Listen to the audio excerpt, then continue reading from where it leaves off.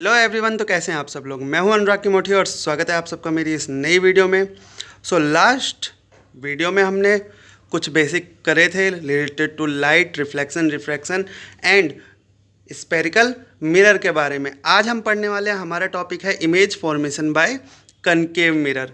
Concave mirror में हम 6 condition पढ़ने वाले हैं, जिसमें सबसे पहली कंडीशन है ऑब्जेक्ट एट इन्फिनिटी। जब ऑब्जेक्ट इन्फिनिटी पर होता है तो किस टाइप की इमेज बनती है। तो देखिए, जब भी ऑब्जेक्ट इन्फिनिटी पर हो, सिर्फ वही रे मिरर पे स्ट्राइक कर सकती है जो कि पैरेलल टू प्रिंसिपल एक्सिस होंगी, parallels to principal axis. Otherwise कोई भी रे, मान लो इन्फिनिटी पे है, इन्फिनिटी पे हल्की सी भी वो बैंड है, तो इस मिरर को कहीं पर भी वो स्ट्राइक नहीं करेंगी, सिर्फ स्ट्राइक करेंगी कहाँ, जो कौन सी लाइन, जो पैरेलल होंगे, जो रे पैरेलल होंगे प्रिंसिपल एक्सिस के, वही स्ट्राइक करेगी इस मिरर पर। और कल हमने ये प्रॉपर्टी पढ़ी थी कि जितनी भी ray of light parallels to इस प्रिंसिपल एक्सिस होती हैं, वो सभी कहाँ मीट करती हैं, they all meet at the point F. तो ये सारी एफ पॉइंट पर मीट कर रही है। जहाँ पे भी दो या दो से ज़्यादा रेज मीट करती हैं, वहीं पर हमारी इमेज बनती है। Position of image at focus, size of image highly diminished. हम प्रिंसिपल एक्सिस से और जहाँ पे पॉइंट मिले हैं वहाँ कंपेयर करते हैं कि कितनी दूरी पे है। अब प्रिंसिपल एक्सिस के ऊपर ही अगर पॉइंट मिले हैं तो image will be highly diminished. And nature जो यहाँ हमारा कनकेव मिरर के केस में बनता है वो होता है रियल एंड इन्वर्टेड, हमेशा रियल इमेज बनती है। सेकंड केस है हमारा ऑब्जेक्ट बियॉन्ड सी, सी से थोड़ा पीछे है अगर ऑब्जेक्ट। सी एक रे हमने सपोज करी पैरेलल्स टू प्रिंसिपल एक्सिस जो हो गई, that pass through the F. दूसरी हमने सपोज करी जो पी पे स्ट्राइक हुई, और जो रे पी पे स्ट्राइक होती है वो सेम एंगल के साथ बेंड कर जाती है, angle i equals to angle r. ये प्रॉपर्टी आपको कल भी बताई गई थी।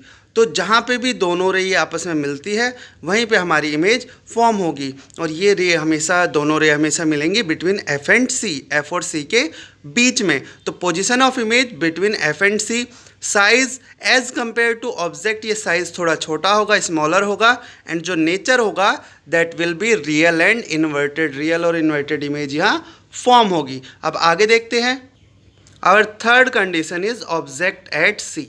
तो देखो बेटा, जब भी सी पर और कोई ऑब्जेक्ट होगा, एक प्रिंसिपल एक्सिस के पैरेलल पासेस थ्रू एफ, दूसरी आप एफ से भी पास करा के दिखा सकते हैं या फिर पी से भी पास करा के दिखा सकते हैं। और आप क्या ऑब्जर्व करेंगे कि finally the ray will meet at the point and the point is equidistance as the object. जितना ऑब्जेक्ट इस पैरेलल एक्सिस से दूरी पर है, उतना ही जो वो पॉइंट है वो भी दूरी पर होगा। एंड देखिए, सी पर ही इमेज बनेगी, point of image at C, size of image same size, and nature real inverted. ये आपको ध्यान रखना है कि जब भी ऑब्जेक्ट सी पर होगा तो इमेज भी सी पर बनेगी, सेम साइज की बनेगी, एंड रियल एंड इन्वर्टेड बनेगी। अब चलते हैं हम फोर्थ कंडीशन की तरफ। Fourth condition, object between C and F. Object C and F के बीच में है, सी एंड एफ के बीच में object C, one ray is parallel to principal axis, passes through the F point. Second ray which is meet at P bend with the same angle, angle I equals to angle R. and जो हमने observe किया कि जो image बनी वो beyond the सी बनी, सी के पीछे बनी। तो यहाँ पे हमारी कंडीशन निकली position of size beyond C, size of image as compare to object, हम इसको कंपेयर करें तो बड़ी है यानी एनलार्ज, एंड नेचर यहाँ पर रियल एंड इन्वर्टेड ही रहेगा। रियल इमेज बन रही है अभी तक हर केस में।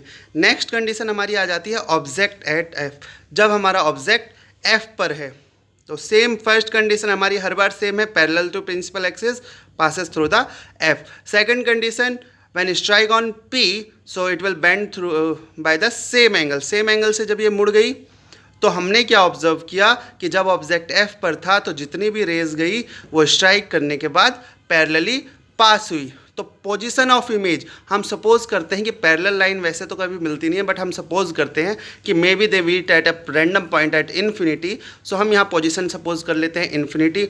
अब अगर मिलेगी इन्फिनिटी पे तो ऑब्वियस सी बात है हाईली इनलार्ज होगी, क्योंकि बहुत दूर जाके मिल रही है। एंड नेचर हम रियल एंड इन्वर्टेड ही यहाँ पे सपोज करते हैं यहाँ पे इसका। उसके बाद जो हमारा नेक्स्ट कंडीशन है, that's the sixth and the last condition, object between F and P. P pole and F के बीच में अगर ऑब्जेक्ट रखा है, see first condition is same, parallel to principal axis, passes through F, second one is strike on P and bend through the same angle. तो हम observe करेंगे कि ये जो लाइन है आपस में दूर जा रही है। अब अगर ये इधर दूर जा रही है तो ये ऑब्वियस सी बात है कभी भी नहीं मिलेगी। तो हम सपोज करते हैं कि शायद ये मिरर के अंदर चली गई हो या मिरर से पास हो गई हो, तो पीछे ये किसी पॉइंट पर जाके मिल जाएगी। ये हमारा सपोज क्या हुआ है, तो position of image behind the mirror, mirror के पीछे बनती है। साइज ऑफ इमेज आप देख सकते हैं ऑब्जेक्ट के कंपेयर में बहुत बड़ा है। नेचर इरेक्ट है, वर्चुअल है। ये चीज़ मैंने कल भी एक्सप्लेन कर दी थी, दोबारा एक्सप्लेन कर देता हूँ कि रियल इमेज इन्वर्टेड होती है और वर्चुअल इमेज इरेक्ट होती है। इसके बाद कल जो हमारे लिए टॉपिक है जो हम नेक्स्ट वीडियो में करेंगे, इस वीडियो को यहीं ख़त्म करते हैं, that is image formation by convex mirror. 2 cases हैं इसमें, वो हम कल करेंगे।